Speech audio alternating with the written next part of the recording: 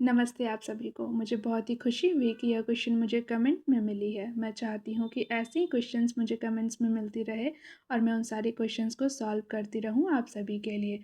चलिए देखते हैं इस क्वेश्चन को। Here LHS is equals to √1 + sin a by 1 - sin a। इस क्वेश्चन को सॉल्व करने के लिए हम क्या करेंगे, पहले रूट को रिमूव करेंगे।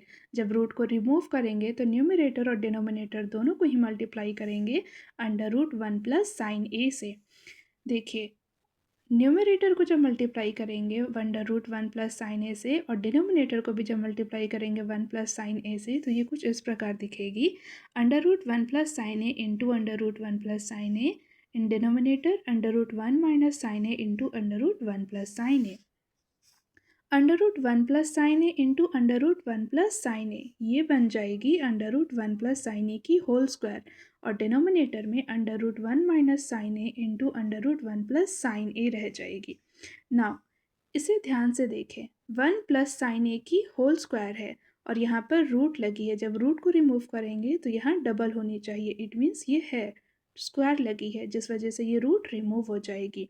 तो यहाँ पर क्या बचेगी, 1 + sin a बाई इन दोनों रूट को हम क्या करेंगे, मल्टीप्लाई कर देंगे और सिंगल रूट में लिखेंगे 1 - sin a into 1 + sin a। यहाँ ध्यान से देखिए, यह कुछ इस प्रकार दिख रही है a - b and a + b और हमें यह फॉर्मूला अच्छे से मालूम है कि a + b और a - b is equals to a² - b² होती है।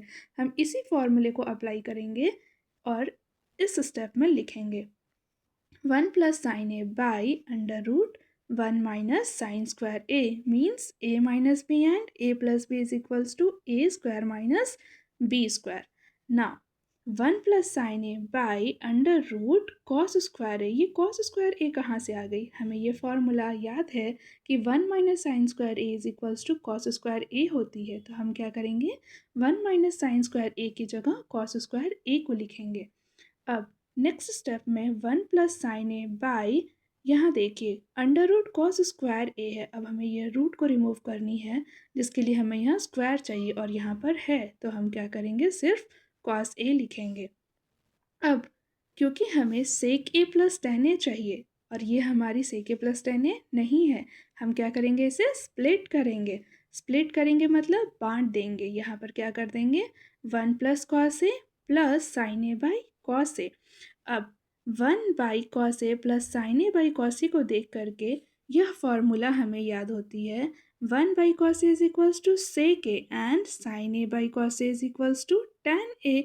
अब इसी फॉर्मूले को हम यहाँ इस्तेमाल करेंगे और लिखेंगे 1/cos a की जगह sec a + sin a by cos a की जगह tan a। Since LHS is equals to sec a + tan a and RHS is also equals to sec a + tan a, it means LHS is equals to RHS. Hence, we have proved this question. Thank you so much and hope you all got this question.